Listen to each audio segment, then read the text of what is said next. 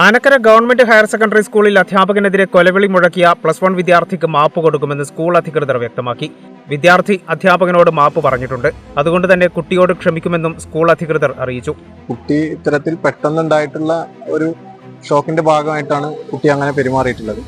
മുഖാന്തരം നമ്മൾ സ്റ്റേഷനിൽ കുട്ടിയുടെ രക്ഷിതാവുമായി സംസാരിച്ചു. കുട്ടി അങ്ങനെ ഒരു പെട്ടെന്നുണ്ടായതിന്റെ ഒരു പ്രകോപനത്തിന്റെ ഭാഗമായിട്ടാണ് അങ്ങനെ സംസാരിച്ചത് എന്നുള്ളത് കുട്ടി പറഞ്ഞു. അതിന്റെ ഭാഗമായി കുട്ടി തെറ്റുപറ്റി എന്നുള്ളതും കുട്ടി പറഞ്ഞിട്ടുണ്ട്. അതുകൊണ്ട് തന്നെ നമ്മൾ PT ആ രീതിയിൽ തന്നെയാണ് എടുത്തിട്ടുള്ളത്. വിഷയത്തിന്റെ ഗൗരവം ബോധ്യപ്പെടുത്താൻ അധ്യാപകരെടുത്ത ദൃശ്യങ്ങൾ വിദ്യാർത്ഥിയുടെ രക്ഷിതാക്കൾക്ക് കൈമാറിയിരുന്നു. ഈ ദൃശ്യങ്ങൾ അധ്യാപകരല്ല പ്രചരിപ്പിച്ചതെന്നും പ്രിൻസിപ്പാൾ AK അനിൽകുമാർ പറഞ്ഞു. ഈ കുട്ടിയെ ഒരു കാരണവശാലും മോശമായി ചിത്രീകരിക്കുന്നതിനല്ല ഈ വീഡിയോ എടുത്തിട്ടുണ്ടായിരുന്നത്. മറിച്ച് ഈ കുട്ടിയൊന്ന് ശാന്തനായി കഴിഞ്ഞാൽ അവനെ തന്നെ കാണിച്ച് അവന്റെ പെരുമാറ്റത്തിലെ വൈകല്യം അവനെ ബോധിപ്പിക്കുന്നതിന് വേണ്ടിയായിരുന്നു.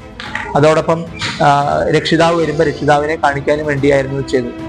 കുട്ടിക്ക് ചികിത്സ ആവശ്യമാണെന്നുള്ളതാണ് സ്കൂളിലെ കൗൺസിലർ പറയുന്നത്. ആ കൗൺസിലർ കുട്ടിയെ പലതവണ കുട്ടിയുമായി സംസാരിച്ചു. കുട്ടിക്ക് ചികിത്സ ആവശ്യമാണ്.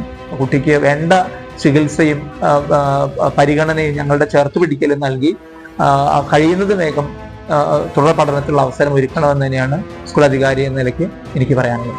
അതേസമയം സ്കൂളിലെ അധ്യാപകനോട് കൊലവിളി നടത്തിയതിൽ മാനസാന്തരമുണ്ടെന്ന് +1 വിദ്യാർത്ഥി പറഞ്ഞു. തൃത്താല പോലീസ് വിളിച്ചു വരുത്തിയപ്പോഴാണ് വിദ്യാർത്ഥി പിഴവ് തുറന്നു പറഞ്ഞത്.